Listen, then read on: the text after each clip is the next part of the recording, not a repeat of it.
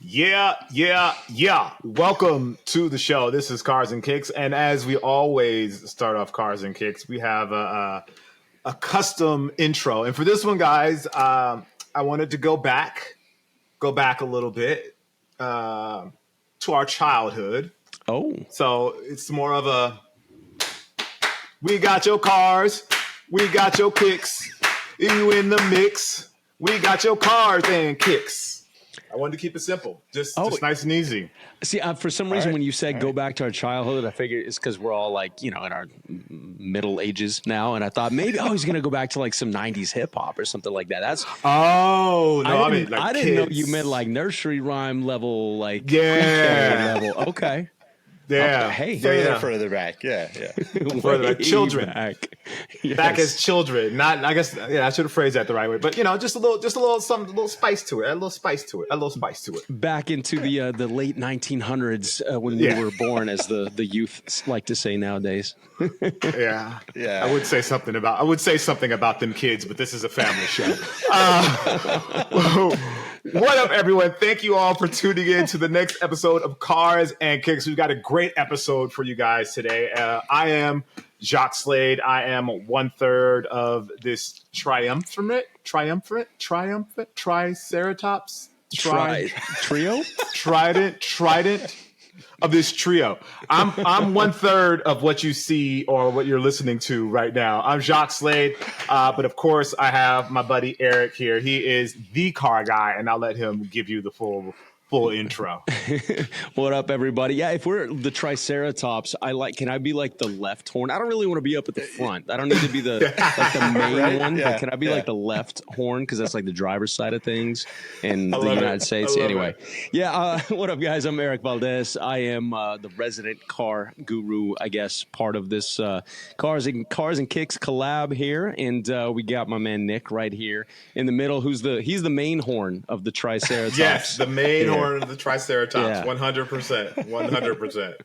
Oh man, my name is Nick Engvall. The main horn of the Triceratops, or the best / worst of both worlds when it comes to cars and kicks. So all of the above. But glad to be back again for another show, guys. Looking forward to it. I bet you guys didn't think we would start this episode doing nursery rhymes and talking about dinosaurs. You're welcome.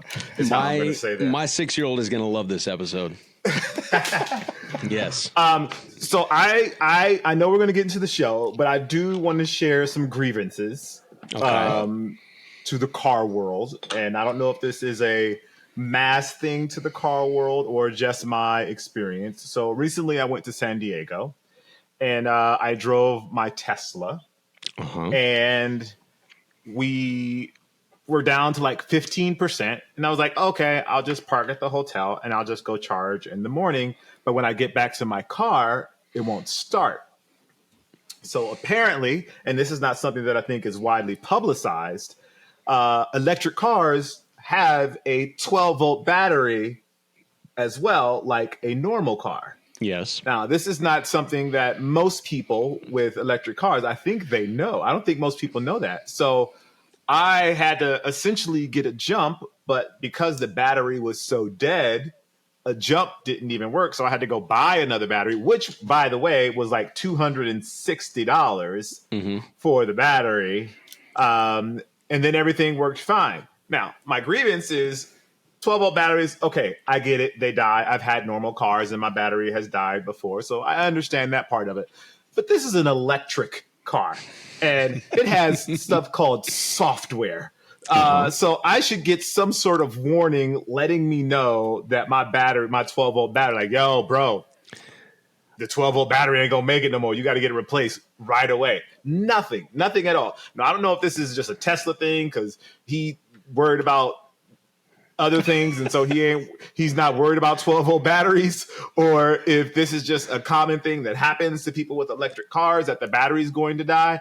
But I was just imagining if I wasn't in like a metropolitan area, and if I had driven out into the woods or something like that to go camping, and then your battery dies, like you're really in a terrible position. And it's not part of your thought process. So my thought is like, oh, I'll just plug it up and it'll charge. No.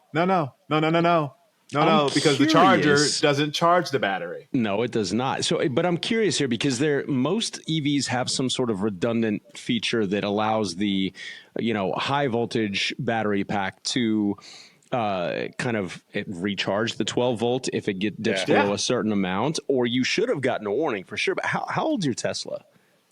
21. Okay, so what's Tesla's warranty on the big battery pack is like 10 years, 100-something thousand miles. Are you out of warranty, basically?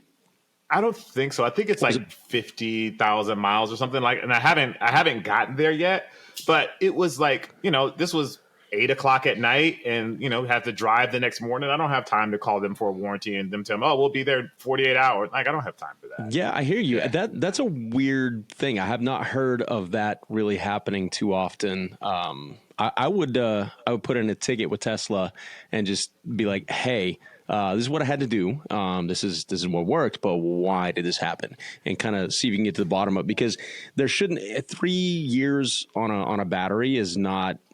I mean, they should last a little bit longer than that. I've gotten 8 years out of a 12-volt battery on some of my other vehicles before, but I don't know if they consider that a warranty item or not, because maybe it's just wear and tear, regular maintenance. But 3 years, something's off there, and there had to be a drain of sorts for that 12-volt to go dead overnight. And it's not like if you can't leave a light on or leave the radio on in an electric car and accidentally kill your 12-volt battery. They all have fail safes that will put the car to sleep at a certain point in time. Yep. So that's interesting. I would dig into that before you take another little trip, because there might be something deeper there. Yeah, definitely disappointing. Disappointed in you, Tesla. Well, Elon Musk is, to your point, he's 12-volt batteries are not going to get people to Mars, so it's not top of his concern list. So true. Yeah. Anyway, welcome to the show, everybody. Yes. This is Cars and Kicks. That's what we're here about. Yeah. I thought you were going to say that it left you stranded, so you had to use the kicks to get to where you were going, and then it would have been like a kicks saving the car dilemma scenario. Yeah, that would have been nice. That would have been nice. As it turns out, that's just the reason that Jacques didn't pick up the last pair of Jordans that dropped. Right, the $250 went to the $250. That'll do it. That'll do it easy. That's two pair. That's 2 pair of sneakers if you find them on sale. He hit the AutoZone app and it immediately said "got him" when he needed that battery. Yeah, at least I was able to get a battery. I should say that. Yeah, because even when I went to AutoZone, the guy was like, "A Tesla battery? I don't even know if we have those kind of batteries for like the 12-volt battery, because it's shaped differently. It's a different size. Like everything, it's not like your normal size battery. It's like a little thinner. It's taller, a little thinner. The prongs are a little different. It's weird. Yeah. Wow. Well, get it figured out before it leaves you stranded again. Yeah. Don't love that. Don't love that. Oh man! Well, today I think we're going to talk a bit not about grievances and issues so much as well. Maybe there's some grievances involved here, but there's been a lot of news over the last week or so in both automotive and sneaker spaces, and so we wanted to kind of bring you guys up to speed, so to speak, on some of the happenings in both worlds there. So, Nick, what have you've been keeping track of? A couple things, some breaking news of sorts. I guess it's not breaking because we're not live, but what have you seen over the last week or so that kind of piqued your curiosity? I can't think of anything but what Jacques mentioned in the pre-show now, like Bloomberg calling out John Donahoe for leading Nike down the wrong path. And Nick went there. I can't not, I love this stuff. Nike is the leader. They're the top dog. They have to be the best. And if they're not the best, then I think the whole industry suffers. And I think, we've seen that over the last 2 to 3 years, to be honest. Like there's been a downfall for, there's been a lot of opportunities created for the smaller brands, but when they're like the North Star of the industry, it's tough. And I haven't had a chance to read the article yet, obviously, but John Donahoe comes from, eBay, the resale market side of things. And I, up until this point in my life, would have never been one of those people where that said you should hire somebody from within that's worked for the company forever, because I'm not one of those people. I bounce around a lot. I like helping many different companies and working in different places for 2 or 3 years at a time. And I think that Nike's current situation is definitely a reflection of them not embracing kind of the lifelong amazing people that have put in the work there to get them to the top and then to keep them at the top. So it's really interesting to think about, but yeah, I don't know. Like it's hard for me to not, it's probably the biggest kind of call out in sneakers that we've had in a long time. We'll see it from the complexes or the sneaker news and those kind of outlets, but to have somebody like Bloomberg come out and say it, it obviously has reached, the investor side, the business side. It's bigger than the sneakerhead community at this point. Yeah. And a lot of people are concerned with it, right? Whether you're an investor in the company, like a lot of sneakerheads are, maybe on a small amount, or if you're just a passionate for sneakers kind of person, it's definitely being talked about enough that I think we're on the verge of seeing some action from it at some point. Yeah. How do you get the call tomorrow, Nick? They want to shake things up, and you are now coming in there, and you're going to run Nike. How do you fix it?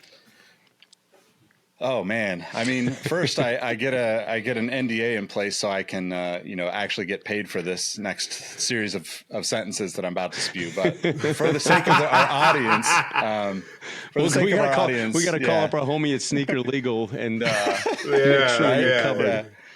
No, I think that, they've lost kind of the direction that got them and really led them ahead of everybody and kept them ahead of everybody, right? Like the business is built on performance oriented footwear. Over the past, say 10 to 12 years, you've seen a shift from that being the forefront of everything. Think of like, just go back to like 2012, you've got like Flyknit or 2015 with like the full Air Max units. And all the way back to the 70s, right? Like the company started by just innovating. And sometimes that, like we've glorified that a lot as consumers because they've done so well at it. And it's super challenging.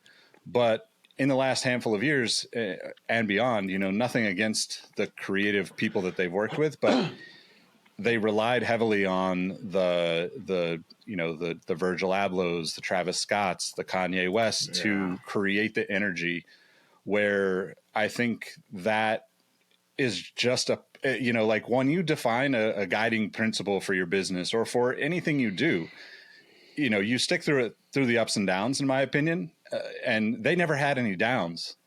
And yet once they shifted and saw more money coming in, not to say that they didn't have some downs, but like the trajectory for Nike has been a pretty steady upward climb for the last 45 years or whatever it's been. Yeah. And I think that they fundamentally moved away from that. And by stepping away from it a little bit with like a Virgil Abloh, who they absolutely should have, I'm not questioning that decision because it was hugely successful. It gave them both just, a chance to define what sneaker culture is. And he was an incredible human being on top of it. Yeah.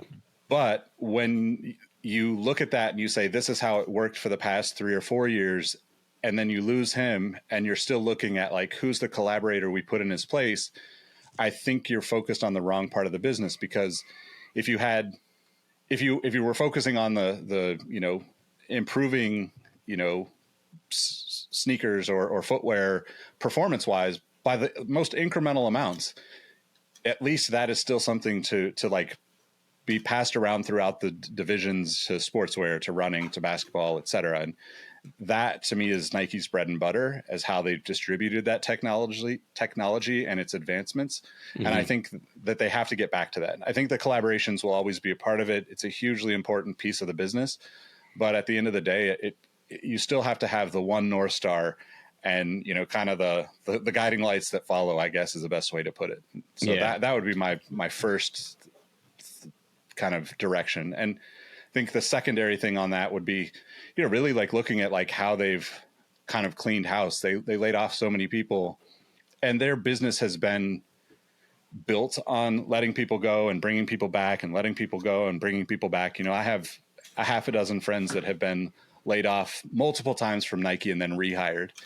And I might not personally agree with that, but I do think that at some point you have to look at the tenure of the people that you have. You have to have some guidance, because if you cut out all of the people that are, that have already gone down the wrong path, came back and made it right, then the next generation doesn't have the opportunity to learn from those people, because once you take out that, mid to senior level group of people, then the higher up executives and VPs don't have time to give guidance to the entry level or fresh out of college kind of people. And I know that businesses really struggle with this, and it's a true challenge for everybody. But with Nike, so much of why Nike works is the culture. Being up there in Portland and walking around campus and just feeling the energy, it just needs to have that coaching system that sports comes with. And I think that's what they always had, and that's what they always did better than everybody else. And they kind of moved away from that in the last year and a half. So those are the two biggest things I would change. But I feel like this is a gripe that you guys could probably switch over to the car world as well. I'm sure there's new CEOs come in, and it doesn't always amount to a better position for the car company. Are there any examples in that side that you guys can think of, Erik or Nick? I mean, this kind of goes back a little bit to what we were talking about on a previous pod, but at its core, yes, from a business standpoint, I understand the idea of shaking things up and bringing in an outsider to kind of try new things, so to speak. But if you lose that, North Star, to use Nick's words, or you use the core ethos of a company by not bringing in somebody who is passionate about what they're doing, then I don't see it working long term. Maybe there's some fixes that can be made, some changes that can be implemented, but we were talking a bit about different people in the automotive industry that at high levels or CEO levels that were true car people, and like Jim Farley and Ralph Gil and stuff like that we mentioned before. I think when you do have those people in place, it keeps people on track, so to speak. So even if you do bring in new talent, fresh talent, outsider talent, as long as you maintain some of that, I think you can work together. But once you start just ousting people and trying something completely off the wall at the very top, I don't see how it really works. It's just because aside from the different ideas and stuff, when you start doing things like Nick is mentioning here, where you're letting people go that have been there for quite a while to maybe bring in some fresh talent, or maybe, change their bottom line and hire somebody who is a lot less expensive, so to speak, to get some stuff done. Obviously, if you're having to then rehire people, you kind of, either made a mistake or did something that didn't quite work.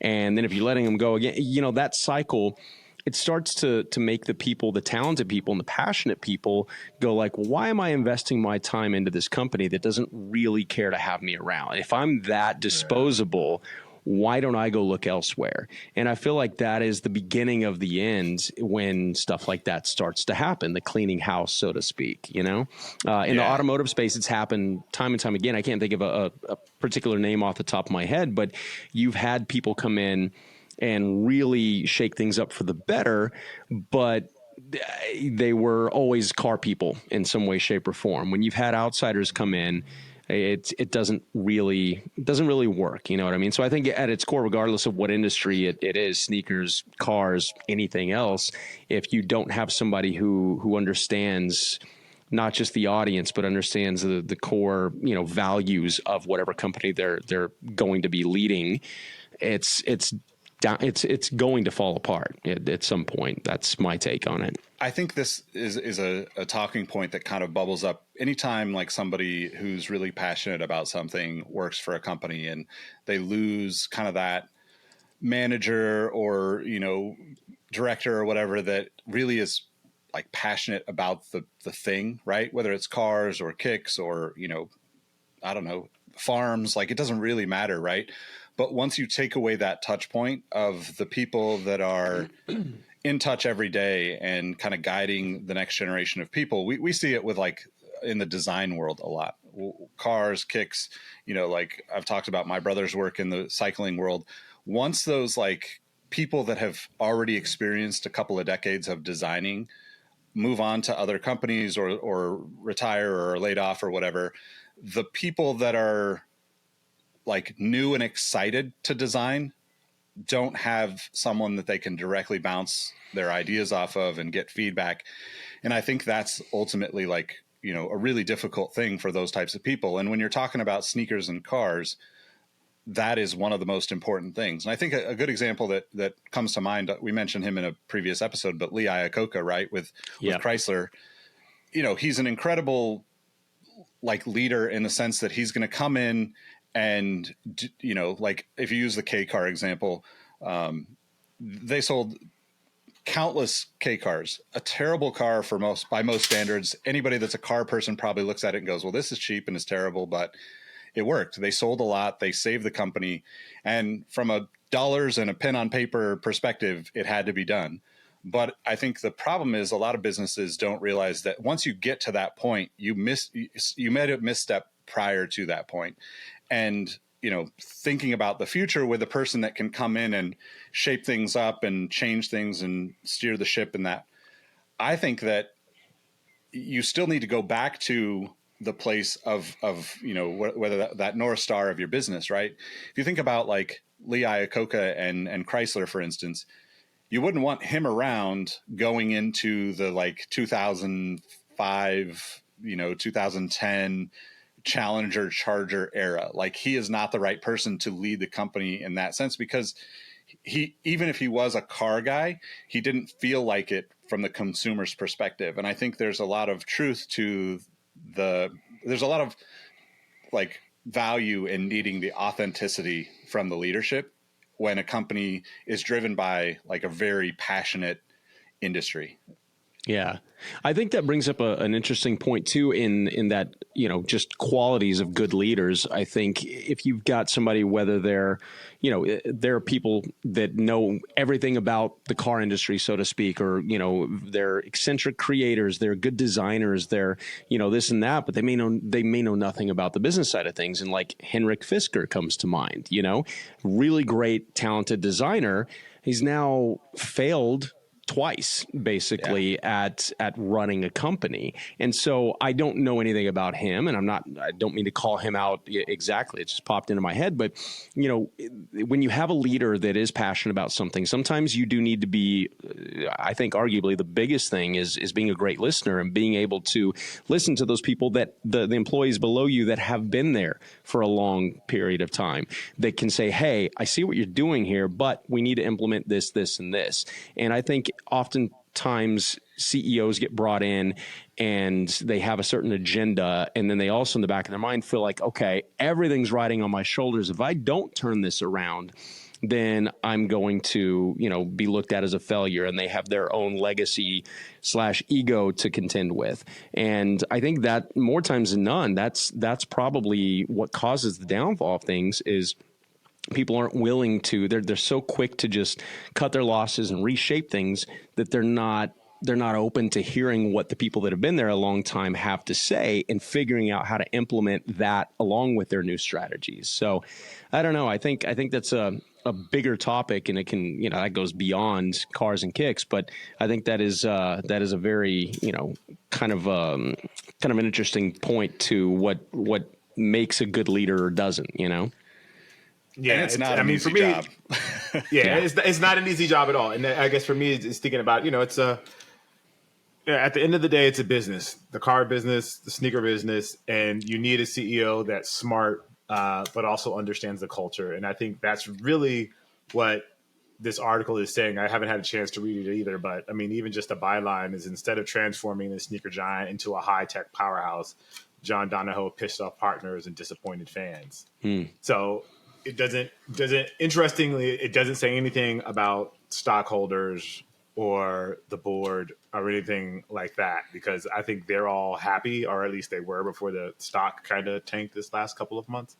So it seems like those people are happy, but the consumers, the ones that are buying the shoes, are the ones that aren't following the lead, so to speak, that John's put out there. But, you know, we could go into that for this whole episode. So I want to continue to drag down John. One of the things that I think, you know, Nick just so candidly brought up right before you started talking, Jacques, is that it is not an easy job, right? We're not sitting here trying to say we have all the answers and we can do it. And kind of case in point to some other big news this week is Hoonigan filing for bankruptcy. That's a massive shakeup in the automotive world, and a lot of people are asking, why? How do you acquire $1.2 billion worth of debt and bury yourself? And a lot of finger pointing happens.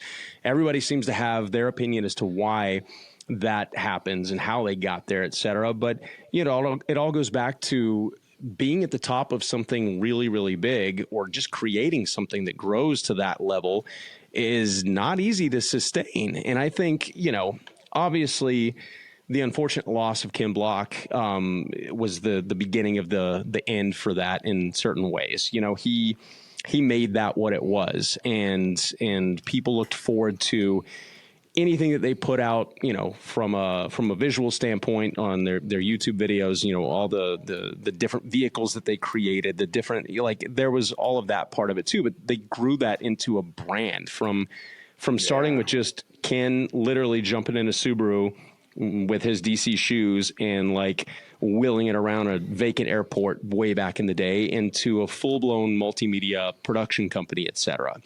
Where, again, I'm not an expert here, but where I think it started to go wrong without his kind of guidance and leadership, maybe there's some other things along the way, but for lack of a better term, everybody's left scrambling, and trying to figure out, okay, what do we do? And certain decisions were made.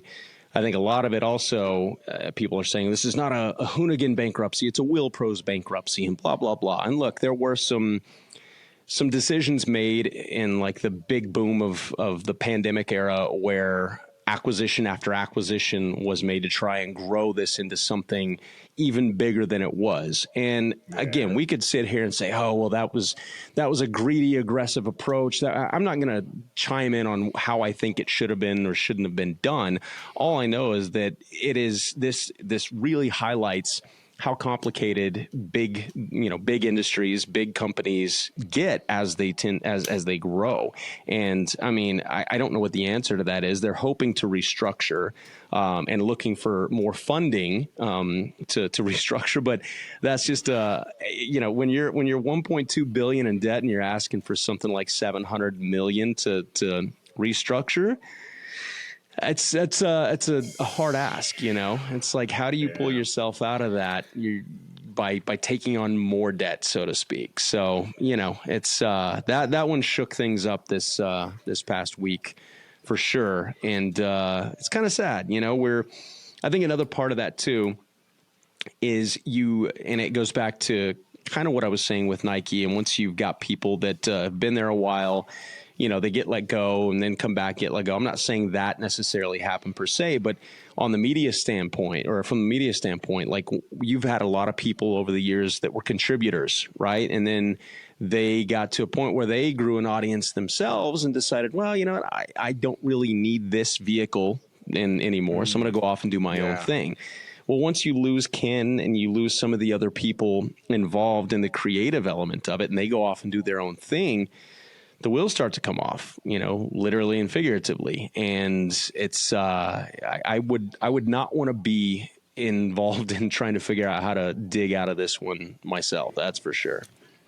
So as someone that was only familiar with, I mean, not me, I'm saying the audience, what if that only knew Ken Block for the videos? Mm-hmm. What was the Hoonigan business?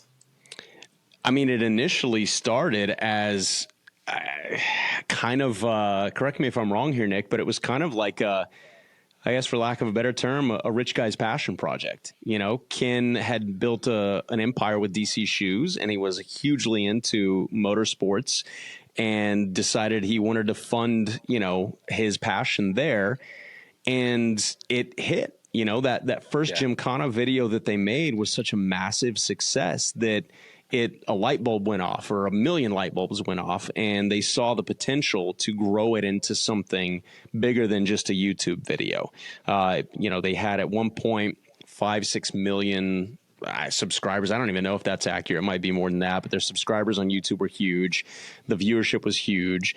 With that comes partnerships. With that comes opportunities to acquire other businesses, et cetera. And some of that was done while Ken was still here. It's not, and it was done with good intentions and everything. And it just, it's hard when you start with something as little as a passion project about doing cool shit in cars and then try to grow it into something beyond that. And they were successful at growing it for quite a long time. But, it once it gets so big, it's hard to keep all of that together when you've got people like, not yourself, Jacques, but other people out there wondering what exactly it is that they do. When you start asking that question, you kind of have a problem, And I think the thing about Ken Block and DC Shoes, like, people don't realize how successful DC Shoes was. Huge. Because now it's not as big of a brand, but it was arguably one of the biggest footwear brands, late 90s, early 2000s. And to my knowledge, 100% independently owned. It was Ken Block and a couple of other people that started it. And, you have to imagine that they made a boatload of money before they eventually sold to, one of these other conglomerates that comes in and acquires these kind of brands. But, I think, I kind of have this theory that, you can kind of learn everything you need to know about life from like hopping on a skateboard and going and meeting people at the skate park or around the city on a skateboard. And I think, skateboarding drove DC Shoes, right? But it led to partnerships, like Monster Energy hopped on, early on with DC Shoes. The car brands came for Gymkhana, but like the number of brands that hopped on to sponsor those videos alone that evolved into much bigger partnerships. It's like during that rise of Gymkhana, Ken Block and Travis Pastrana were also dominating X Games, which was a new thing for ESPN. Yeah. So you got to see all these crazy things that were happening, all elevating the Hoonigan brand, that probably wasn't even thought of as a brand originally. It was probably just them, like most people, like throwing around a term, oh, we're just out hooning again. And like, next thing you know, it's like, okay, it's on the cars. Now you see it. Now people are buying the stickers and the shirts, and you've got co-branded, merch and all that stuff. And I think this is just one of those things that you run into. And the reason why I bring up skateboarding, just because it's such a huge part of his legacy, but it's also one of those things where skateboarding, and I may come across a little bit as the antagonist to Erik's comments about not speaking on these acquisitions and stuff, but skateboarding is a very like independent thing, right? If you're a company like DC Shoes now, you probably struggle to get your shoes on the best skaters. You probably even struggle to get your shoes into independent skate shops. And unlike the sneaker world that we think of with, Jordans and Nikes and Adidas and all these other brands, skateboarding is still really independently driven. It's a very powerful group of hundreds of store owners, thousands of store owners, hundreds or thousands of skaters that only support their local spots or support skater owned businesses. And it's really inspiring, for me, because you strive to build something on your own. And I think skateboarding is kind of like the most entrepreneurial sport you can get involved in. And I think that the downside to it is that if you ever want to walk away from something, Ken Block and Hoonigan, Wheel Pros acquired the Throttle YouTube channel, which is a huge business. It's an online store and a bunch of guys that make cool YouTube content, build cars, and they acquired, 15 to 20 different wheel manufacturers over the past like 5 or 6 years. That they really went hard into this whole industry.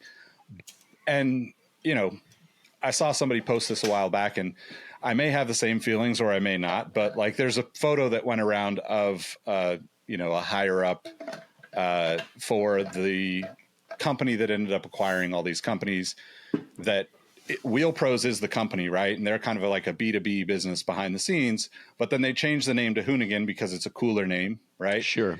And then this thing kind of went viral within some of the car community forums and discords and stuff where there's a picture of Hoonigan. I'm using air quotes for those not watching. I forget what the guy's title was, but VP of marketing or whatever. And he's in a shirt and tie. That's not Hoonigan.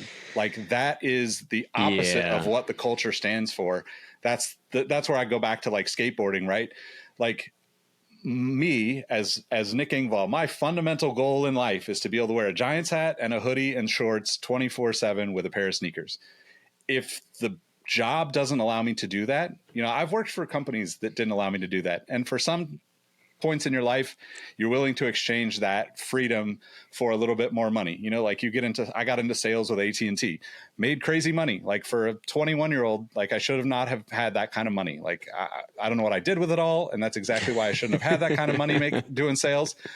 But like, fundamentally, like, I understand where a lot of these brands come from, but the end for all of those brands, whether they want it to be or not, is selling out. And I don't say that in a bad way, because I hope that every skateboarder or entrepreneur or anybody that starts a business of any kind gets to the point where they can say, enough is enough. I've made my money and I've had my fun. I want to go live a different portion of my life. And I think that's okay. It's really hard to ever evolve past that moment as a brand when you lose the kind of culture that comes with it. And I think, these are two very parallel things in my mind. Hoonigan and Nike with John Donahoe and Nike. And I have nothing against John Donahoe. He obviously did amazing things with eBay before, and we all benefited from it as consumers. Like, people don't know, people that are looking at Nike and pointing the finger at him, it's like, yeah, but like, look at all the shoes that we acquired from eBay doing what they did and putting together eBay sneakers and putting together events. Like, they used to do eBay lives and you could go meet people that were selling. I mean, they used to do crazy stuff.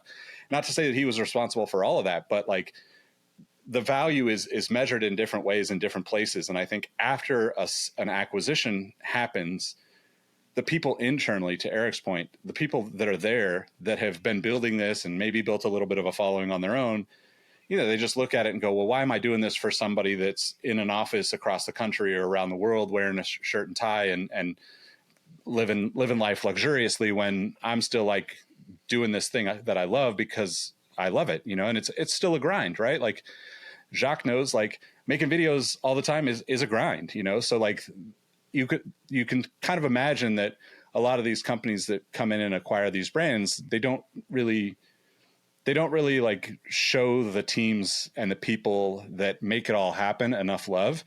And we're seeing that with on the other side of the car world with the Donut Media guys, like pretty much everybody, but I think Noah is the last of the original kind of 7 or 8 faces that we all know still there. And, I don't know any of those guys personally, but I would bet that, he's probably disappointed because like some of his closest friends are no longer working with him, like part of what makes those things exciting is like us doing this podcast, getting to learn from each other and having these conversations gets me excited about it. And I can't envision like 5 to 10 years down the road where it's like, okay, I don't know, maybe there's more kids involved and like, we're looking at like other things in life. And it's like, well, what would we do if we stepped away from it?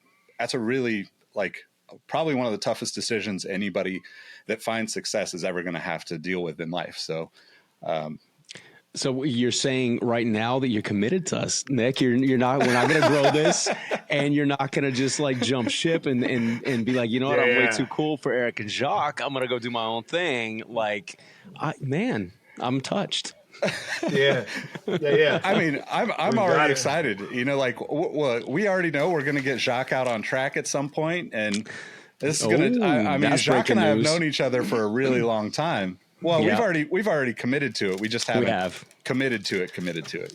Right. And now Jacques and I's friendship is just going to go to the next level, right? Like, Yep. He's never had to be in a car with me or you and like fear for his life, right? So now, like, he'll really know how good of friends we are.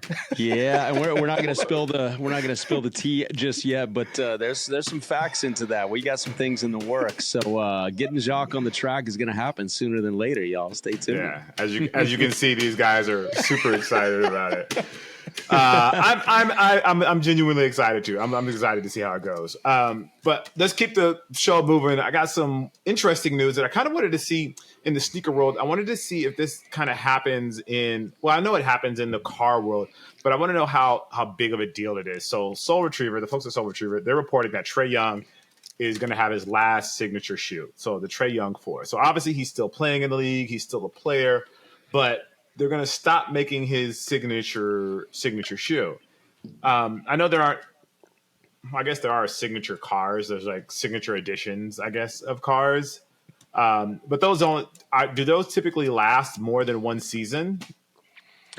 Not really. No. I mean, in looking back in history, like the collaborations with athletes or people of influence throughout the years in sneakers makes a lot of sense, and it has worked time and time again, and I think it'll continue to work.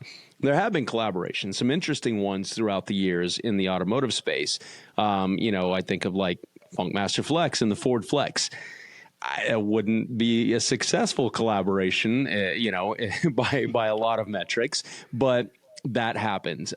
You've had people like not a direct collab with Dre himself, but I guess it would have been. He came on and did like the Beats by Dre audio systems was that Chrysler products, I think, at one point. I think so. And so, those collaborations kind of come and go rather quickly in the automotive space. I guess Virgil was working with Maybach and a couple of other things when he was around. I think there's 200 of those that actually are in existence. Yeah. I think they actually produce those, right? I think they did. Yeah. And it's, so all of that is to say that they happen, but they don't, there's not, a Beats by Dre Series 4 audio system or Series 5. It doesn't, the collabs don't seem to last as long as they do in the sneaker space. And I don't really know why that is. I guess it's just because typically sneakers get a redesign or a refresh. What's the cycle? Every 18 to 24 months, more or less, or is it? Yeah. That's seemingly, yeah. And in the automotive 12 to 18 space, months. Okay, so it's much more rapid than it is in the automotive space. I mean, there's a lot more expense involved in creating automobiles, the tooling, et cetera. So you have to, the life cycle of a design on a car is about 8 years, more or less. They'll have refreshes and facelifts, et cetera, but you don't see a complete redesign for a long time because of the expense involved, So maybe that's part of it. See, when I think about car collabs, sorry, I was gonna say, when I think about car collabs, and maybe I'm totally off base here. I think about like the Eddie Bauer Blazer. No, that's huge. That might have been one of the biggest collabs ever. Come to think of it, the Gucci Fiat. I just saw one over the weekend. Yeah, the Gucci Fiat. That exists. Nautica and Mercury with the Villager and that. Yeah, back in the day. Oh, wow. I didn't know about that one, the Nautica Villager. Oh, yeah. There's surprisingly more than I think we think of off the top of our head. Mm-hmm. Bucket list for me is a Senna Ducati 916. Senna also there's a Senna NSX. There's also a Jordan's like Jordan Formula One, Jordan Mugen Civic hatchback that was limited to like 15 or 20.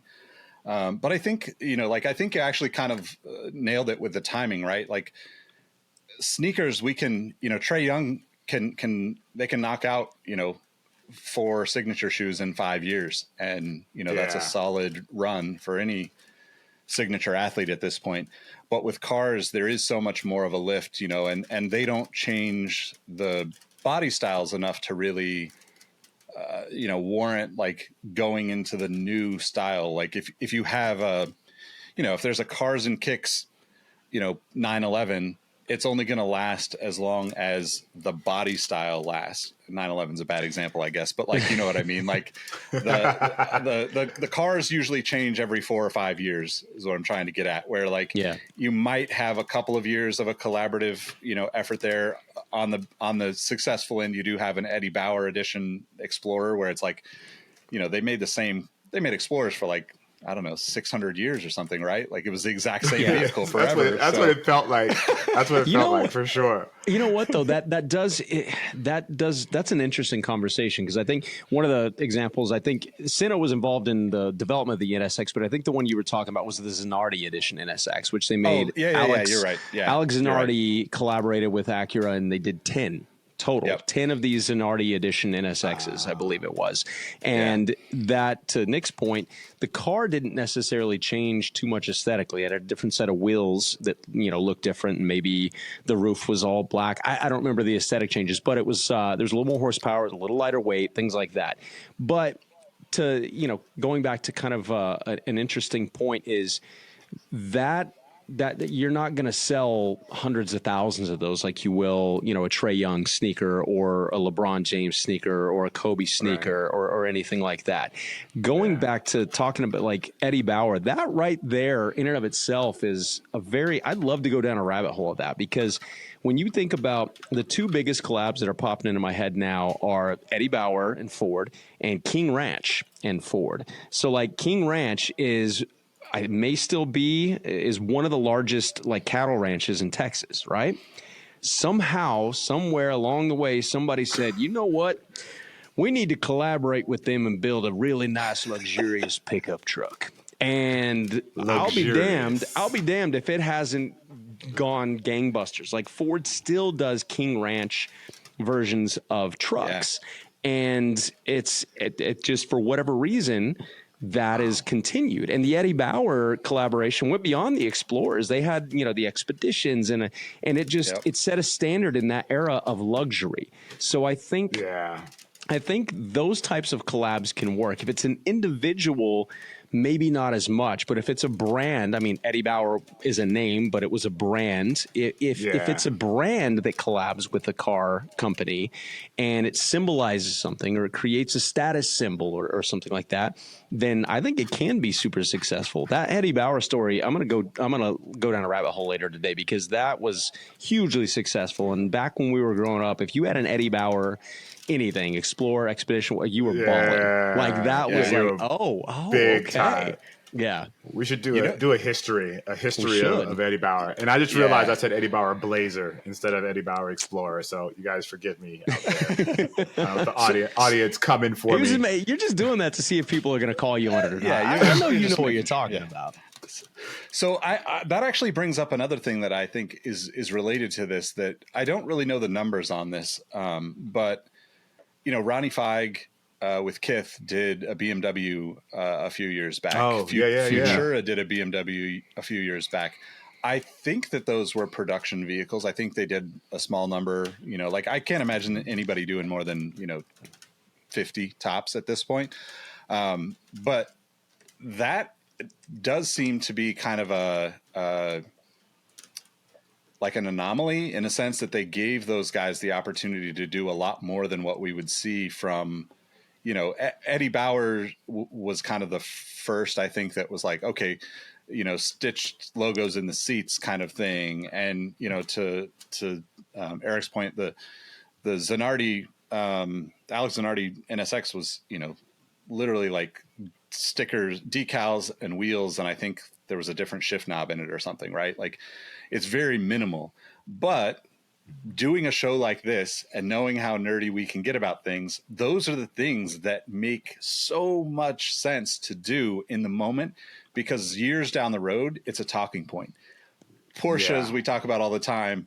They are like that community is like the king of nerds, and I want to be a part of it one day. But like they know details that most car fanatics don't know about their own, kind of passion. And I know that kind of stuff about Hondas, but it's that kind of stuff also in sneakers, like it's being able to look at an Air Max and say, oh, well, the bubbles used to be better and bigger. during these years, or the shape of the toe box was better for the Air Max 1 during this era. The shape of the Air Force 1 was off during this era. Like, those are all the things that I think, whether you come to this show from the cars side or the kick side, it's so similar. The more we talk about this stuff, the more I'm just like, man, like, it's just a different vehicle, like, but it's all the same stuff. Yeah. Yeah. It really is, details man. matter. Details matter. That's always super true. Yeah. One other quick thing I wanted to bring up, kind of a higher, cooler bit of news, since we've been talking about kind of sad, depressing news in the automotive and sneaker space. So we just had our buddy Peter Cheney on the show, a couple episodes ago. And he's, for those of y'all that haven't listened, you should go back and listen to it. Huge car guy, sneaker guy, has worked with Hyundai and Genesis in a variety of capacities. He heads up their creative and social media, et cetera. Now, he was able to tell us a few things that we weren't able to necessarily announce at the time, but one of those tidbits of information has come out this week, and that is that Genesis, the luxury brand of Hyundai, has committed to join WEC, WAC, the World Endurance Challenge, and go racing at the 24 Hours of Le Mans, which is awesome, I think.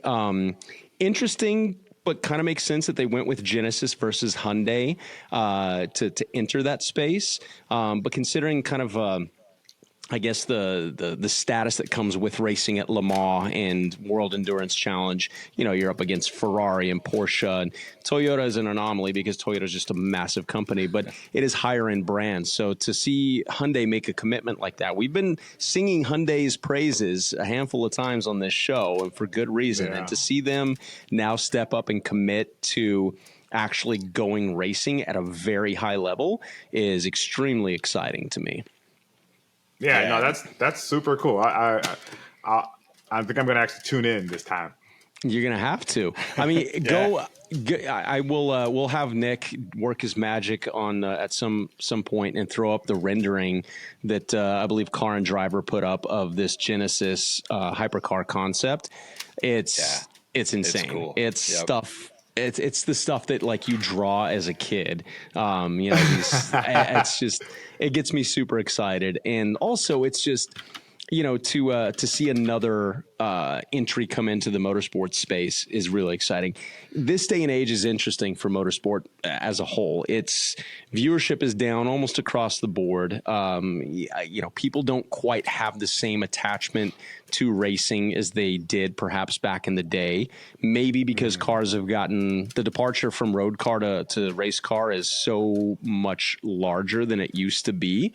That could be part of it. But I don't think it's dead by any means. When you start hearing about these, these types of announcements, and like Audi getting back into Formula One, and, the murmurings of Cadillac getting into Formula One, which may or may not ever happen, but all of these different things where companies are committing to going racing, I think it's exciting. And I think a big part of that is, kind of like in the sneaker world, you don't sell LeBrons and, Kobe's back in the day. And still, if you don't attach that to a successful athlete, in the motorsport world is kind of like the athletic world in the car space. Yes, you can align yourself with certain drivers, etc. But if you're selling a sneaker, it's got to perform on the foot of an athlete. If you're trying to sell a car and it doesn't perform well on track, there's going to be a stigma attached to that. So seeing these kind of this investment with these companies jumping into these high level motorsport programs, and with the goal of being successful, not just to win trophies, et cetera, but because it does still translate to sales on, the whole old adage was race on Sunday, sell on Monday. And it still translates. I still believe in that. Yeah.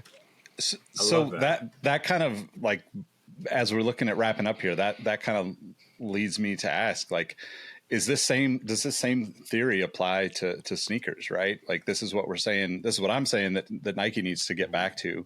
And I think that, that race on Sunday, sell on Monday thing, like, goes all the way back to like the Hudson Hornet, right? I'm pretty sure that was the first company. You guys, listeners can correct me if I'm wrong. But like, you've watched Cars, you know Doc Hudson, right? Yeah. Like, that's the car that started that whole saying. you know, every brand on the planet, you know, Mazda used to be the lead sponsor, title sponsor of Laguna Seca, and they had that in the walkways at the track for years. And it to me, it really is like a powerful mantra for car brands. But I think Hyundai doesn't have the nostalgia to lean on the way that someone like Honda or Toyota does. So they're at a disadvantage in that sense. But I think the other way to become like, you know, to get over that, you know, disadvantage is to go out and win on the track. And I wonder if that's the same for sneakers. You know, we're kind of at this point where there isn't a clear winner on court or on the track for sneakers.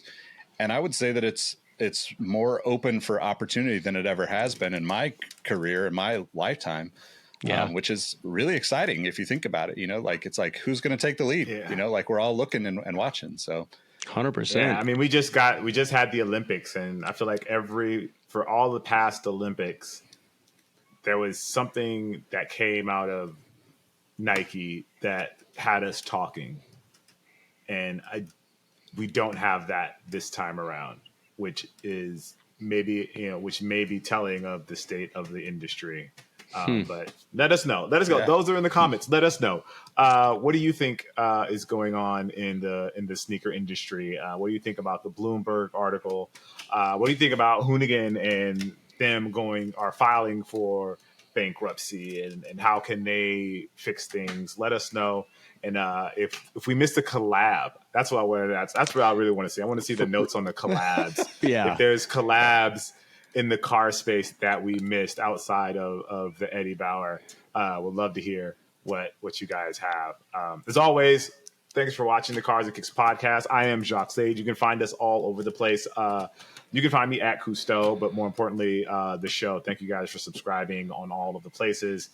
You can watch us on your TVs. You can watch us on your phones. If you have an iPod still, you can listen there. We're going to start releasing. We're going to start releasing episodes on vinyl and cassette soon. You know, fully analog. I'm gonna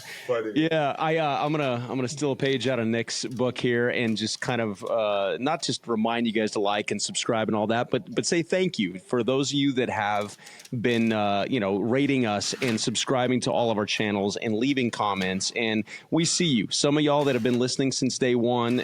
It doesn't go unrecognized. We really appreciate that, and we appreciate you sharing that with all your friends. We're growing. It's exciting, and we're only going up from here. So I just want to take a little moment to thank you guys for that. Yeah, absolutely. Second that for sure. And definitely, you know, looking forward to connecting with more of you. I think has been the most beautiful thing about this is we've just gotten so many people that either came from one part or casually or in both parts that are coming out and saying like, I love that you guys combine these two things. And honestly, like, we just love that you guys all listen and watch because it justifies us doing it. You know, it's like, it validates us in a lot of ways that we were hoping that we were right on, but we got some really cool stuff planned too. So we're excited to keep the show going, and we appreciate y'all. Absolutely. Thank y'all for tuning in. See you next time. Peace. Peace.